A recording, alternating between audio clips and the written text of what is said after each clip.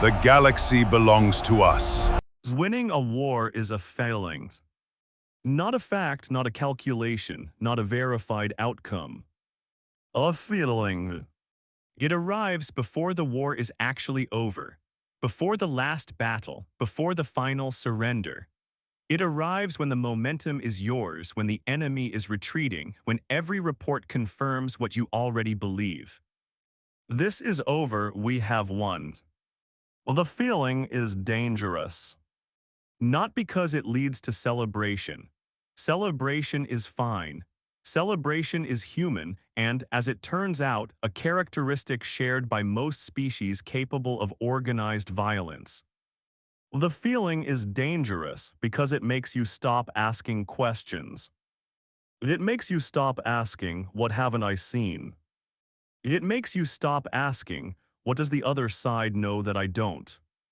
It makes you stop asking, is this actually over? Grand Marshal Seveth-Kaan of the Dravosi Combine had the feeling. He had earned it, 14 months of campaign, 63 systems taken, 41 human colonies evacuated or surrendered, the human defense line collapsing faster than his most optimistic projections. Well, he had the feeling. He was writing his victory address when the message arrived. Well, the message was 3 words. It had been intercepted from a human command channel, encrypted, decoded by Dravosi intelligence services in 4 hours. 3 words. Phase 1 complete. Grand Marshal Seveth-Kaan read the message. He read it again. He set down his victory address. And he began, for the first time in 14 months, to ask the questions he had stopped asking. The Dravosi had not wanted a war with humanity. This was important to understand. This was not a civilization that expanded through conquest, that built itself on the subjugation of others, that derived identity from military achievement. The Dravosi were traders, builders, a civilization that had grown through commerce and alliance and the patient accumulation of economic relationships spanning 200 years. They were also, by the standards of the region, genuinely large, 93 systems, a population of 40 billion, a military that had been built for defense, expanded over decades, and now numbered somewhere around 8,000 warships. The conflict with humanity had begun over something neither side had planned for. A resource, specifically a deposit of Helicite-7, an isotope used in certain types of faster-than-light drive components, discovered simultaneously by human survey teams and Dravosi prospectors in a system that both civilizations had legitimate, overlapping claims to. It should have been resolved diplomatically. Both sides had tried. The negotiations had lasted 2 years. They had produced 3 draft agreements, 2 frameworks, and 1 near-miss settlement that had collapsed when a Dravosi commercial consortium had begun extraction operations before the ink was dry. Humanity had sent a protest. The Dravosi government had apologized and ordered the consortium to halt. The consortium had not halted. Humanity had sent a patrol ship to observe the situation. A Dravosi security vessel had fired on the patrol ship, not to destroy it, to warn it away. The patrol ship had been hit, 3 crew members had been killed. And from that accident, from that one miscalculation by one security captain who had panicked, the war had begun. Neither side had wanted it. Both sides had entered it. And the Dravosi, with 8,000 warships against what their intelligence assessed as a few hundred visible human ships, had expected it to be brief. It had been brief, in the sense that 14 months was not a long war. The Dravosi had advanced, colony after colony, system after system. Human forces had retreated, defended where they could, evacuated where they couldn't. The losses had not been catastrophic on either side. This was not a war of annihilation. but the direction had been unmistakable. The Dravosi were winning.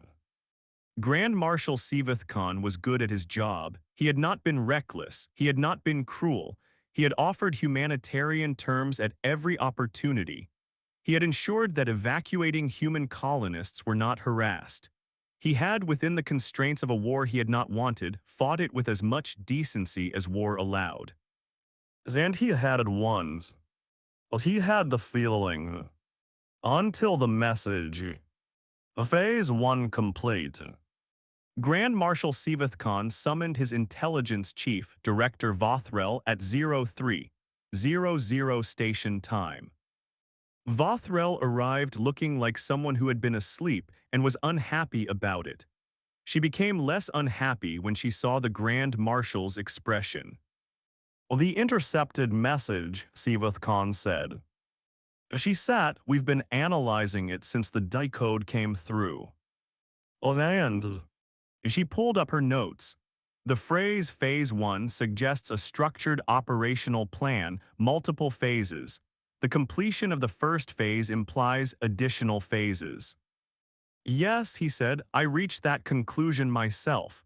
What I need to know is what Phase 1 was. She was quiet for a moment. We believe Phase 1 was the retreat. He looked at her. The human withdrawal across 63 systems over 14 months, she said. We assumed it was a defense strategy that failed, that they were trying to hold each system and couldn't. But she paused. If it was Phase 1, if it was planned, then they weren't failing to hold those systems. They were giving them up, he said. Oh yes. Deliberately. Oh yes. Seveth-Kaan leaned back. 14 months of campaign, 63 systems, the feeling of momentum, of progress, of winning. Was all of it planned? Why, he asked, what do they gain from giving up 63 systems? Vothrel opened her analysis. Several possibilities. First, they needed time to prepare something we haven't seen. The retreat bought them time. 14 months. Yes, second possibility, position. They've been withdrawing toward their core systems. Everything we've taken is on the periphery. As we've advanced, our supply lines have extended. Our fleet is distributed across 63 systems now. Garrison duties, occupation infrastructure, we're thinner than we were at the start. He had known this, he had managed it. He had believed the thinning was acceptable given the progress. He was less certain now. Third possibility, Vothrel continued. They wanted us deep. The phrase landed with weight. They wanted us deep. Inside their territory, he said slowly. Extended, committed, far from our own space. Oh yes. He looked at the strategic map. His fleet spread across 63 systems. Supply lines stretching back hundreds of light years. Core territories stripped of reserves to support the advance. From a different angle, it looked less like a victory. It looked like a position. What does Phase 2 look like? He asked. We don't know, she said. We have no intelligence on what they've been building during the 14 months we've been advancing. Our reconnaissance of their core systems has been, she hesitated. Limited, he supplied. Limited, she agreed. Their core systems are well shielded. Our scouts haven't been able to penetrate in any meaningful way. Why not? Because, she stopped, looked at her notes. Because every scout we've sent toward their core has been intercepted and turned back, not destroyed, turned back very precisely, at a consistent distance. She looked up, as if they knew exactly how far to let us see and exactly where to stop us. He processed that. They had controlled what he could see. For 14 months, they had controlled what he could see. Get me everything, he said, every scout report, every sensor reading from the occupied systems, every intercepted communication from the past 3 months. I want to know if there's anything we missed. She was already moving. There's one more thing, she said. Tell me. The 3 crew members killed on the patrol ship 14 months ago, the incident that started this. She paused. We've been treating this as an accidental escalation. Well, it was, he said. Was it? She looked at him steadily. Or did they know, when that security captain fired, exactly what would happen? And did they let it happen because they needed a war to start on their timeline at a moment of their choosing in a configuration that gave them 14 months to prepare while we advanced? The room was very quiet. You're saying they wanted this war, he said. I'm saying I don't know, she said, and that not knowing frightens me more than the alternative.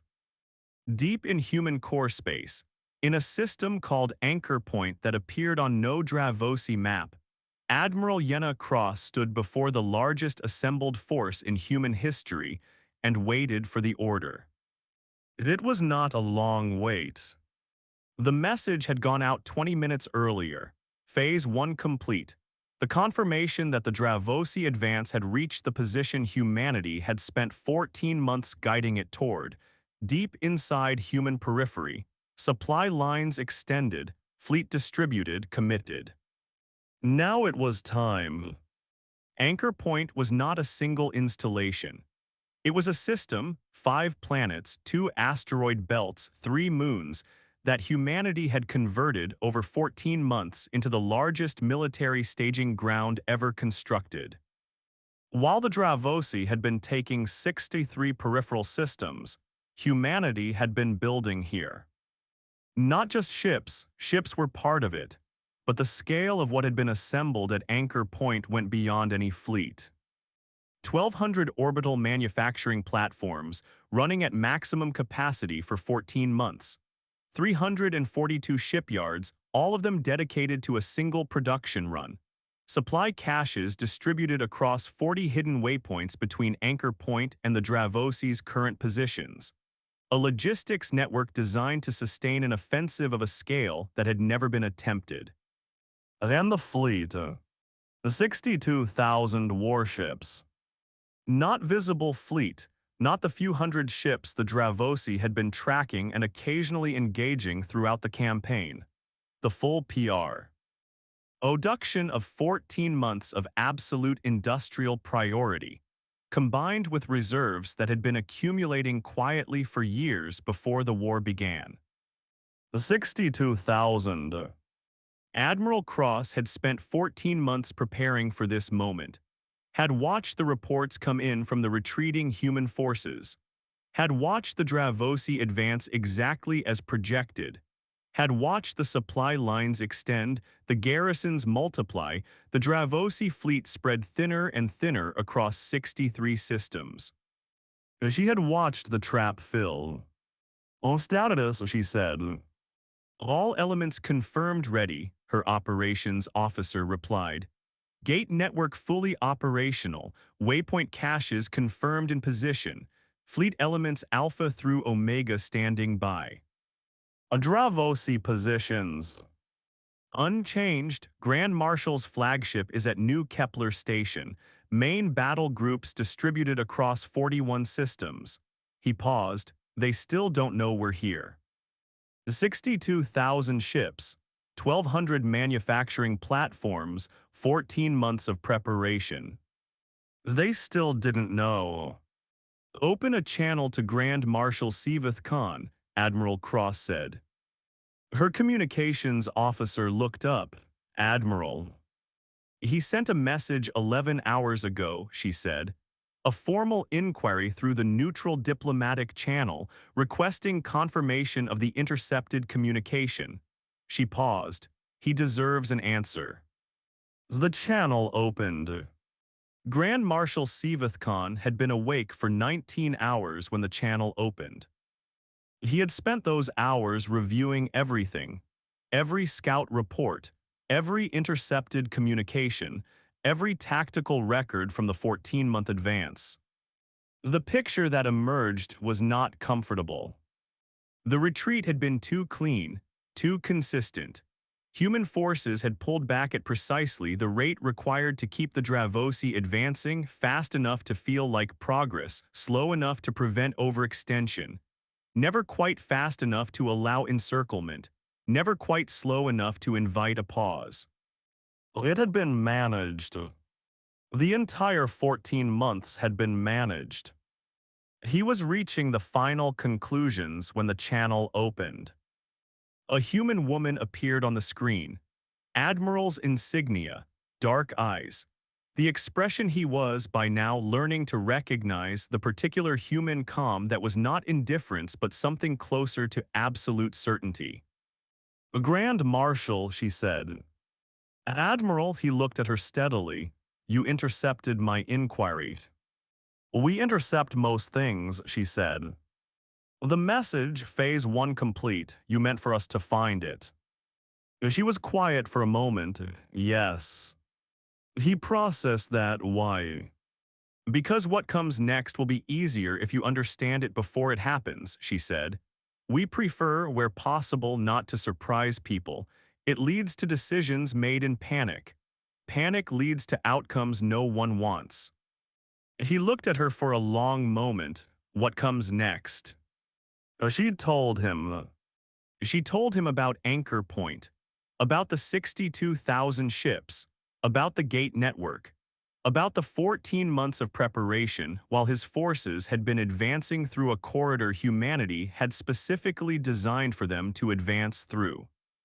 She told him about the waypoint caches, about the logistics network, about the manufacturing capacity that had been running at full speed since the third week of the war.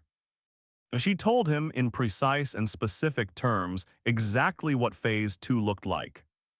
When she finished, the bridge of the Grand Marshal's flagship was completely silent. You're telling me this, he said finally. Oh yes. Why? Because you're going to find out anyway, she said. In approximately 6 hours, our fleet will begin transit through the gate network to positions throughout the occupied systems. Your sensors will detect them. I would prefer that when that happens, you have already made the decision I'm asking you to make. Which is? Stand down, she said. Recall your forces, return to your border, agree to a negotiated settlement on the Helicite 7 dispute. She paused. The 3 crew members who died, their families have been notified. Their names are in the formal record. A negotiated settlement that acknowledges the incident and provides for appropriate recognition of their sacrifice is something we can reach. And if I don't stand down? She looked at him. 62,000 ships, she said, distributed across every system you currently occupy simultaneously through gates you cannot block or predict, your supply lines cut, your garrisons isolated, your main battle fleet surrounded at New Kepler Station. A pause. Your forces are good, Grand Marshal. You've run a clean campaign, but the math doesn't work. He sat in silence for a very long time. He thought about the patrol ship, the 3 crew members, the security captain who had panicked. He thought about Vothrell's question. Did they let it happen because they needed a war to start? Did you plan this? He asked. From the beginning, the incident with the patrol ship, did you? No, she said, simply, directly. We didn't plan the incident. Captain Daveth made a mistake. 3 people died because of that mistake. We wanted to resolve this diplomatically. But when the war started... When the war started, we prepared, she said. That's what we do, we prepare. The incident was not planned. The response to the incident was. He believed her. He wasn't sure why, except that she had just told him exactly how many ships she had and where they were, which was not the behavior of someone who needed to deceive him. 6 hours, he said. 6 hours, she confirmed. I'll keep this channel open. When you're ready to discuss terms, I'm here. She didn't close the channel, she just waited. Grand Marshal Seveth-Kaan spent 4 of the 6 hours running the numbers. He ran them with Vothrell. He ran them with his tactical staff. He ran them alone in his private office because he needed to see them without anyone else in the room. The math was, as the human admiral had said, not in his favor. 8,000 Dravosi warships, distributed across 63 systems, supply lines stretching hundreds of light years, garrisons committed to occupation duty, main battle fleet of roughly 2,000 ships concentrated at New Kepler. Against 62,000 human warships, appearing simultaneously across every occupied system, gate network that made distance irrelevant, supply infrastructure already in place. He ran the numbers every way he could. They didn't change. At the 2-hour mark, Vothrel came back with something additional. The waypoint caches, she said. I've been analyzing the positions. And they're not positioned for the offensive, she said. Or not only, some of them are positioned along our retreat corridors. He looked at the map, at the cache positions, at the corridors his forces would use to withdraw. They've pre-positioned supplies for our retreat, he said. Oh yes. He stared at it for a long moment. Why? I think, Vothrel said carefully, because they don't want our forces to be stranded. If we stand down, our fleets need to get home. 63 systems, extended supply lines, a withdrawal under not hostility but pressure. She paused. If our forces can't get home cleanly, someone panics, someone fires, someone makes the kind of mistake that started this. Oh, she was right, he knew it.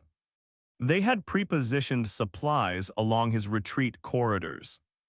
Not to trap him, to make sure the retreat worked. At the 5-hour mark, he opened the channels. Admiral Cross was there. She had been there the whole time, he suspected. Terms, he said. Oh, she nodded. Terms. They talked for 40 minutes. The Helicite 7 system would be designated Joint Administration Territory, with extraction rights shared proportionally and overseen by a neutral third party. A formal acknowledgement of the incident that started the war, with specific recognition of the 3 crew members killed. Reparations to their families.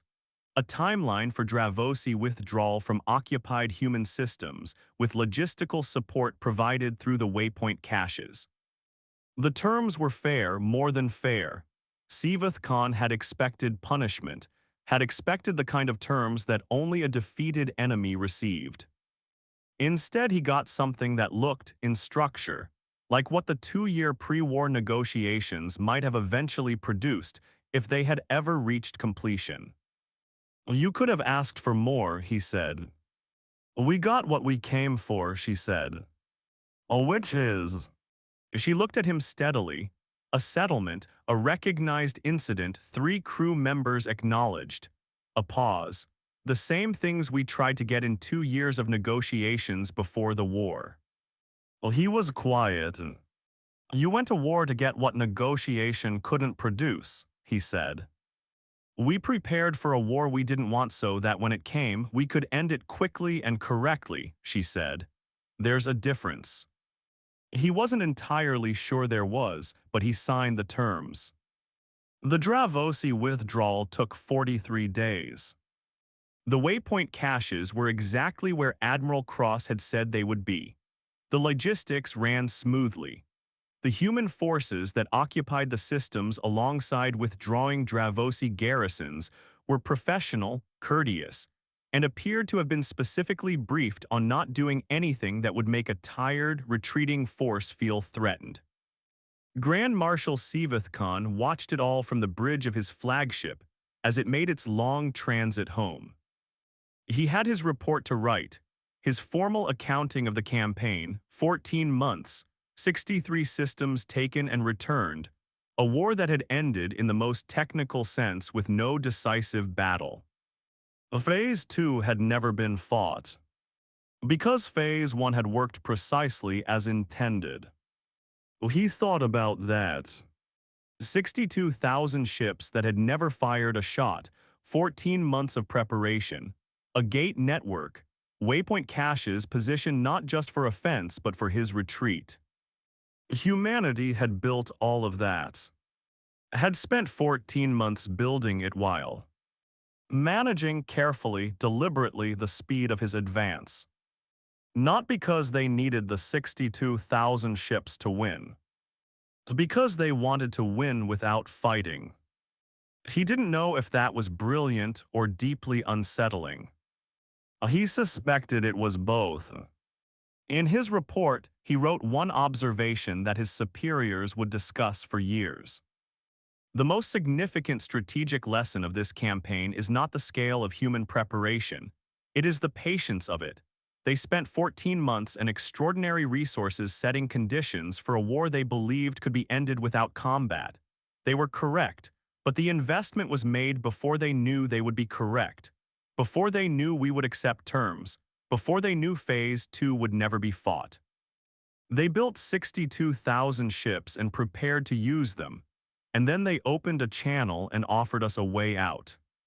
The message said Phase 1 complete, but the offer of terms was not Phase 2. It was, I think, what they had been hoping to reach the whole time. They didn't want to fight us.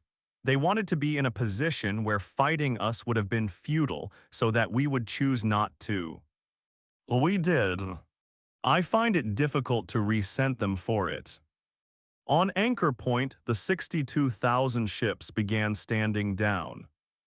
Not demobilizing, not decommissioning. Standing down. Returning to ready status, distributed back to their staging positions, waiting. Because there was always something else on the list, always another assessment, always another civilization watching, calculating, making decisions about whether humanity was a target or an obstacle or something else entirely. Admiral Yenna Cross filed her final report on Operation Phase 1. Under outcome, she wrote, resolved, terms accepted, withdrawal complete, no Phase 2 required. Under lessons learned, she wrote one line. The goal was never Phase 2. The goal was always for Phase 1 to be enough. She submitted the report. Then she pulled up the next file on her list. There was always a next file. Humanity was always somewhere in the middle of a Phase 1. The galaxy was still learning to understand what that meant. What it meant when humanity retreated, cleanly, consistently, at precisely the speed required. What it meant when they gave up 63 systems without panic. What it meant when they sent a message, Phase 1 complete, that was intended to be found. It meant we know where this ends. It meant we have always known where this ends. It meant the only question was whether you would make us show you.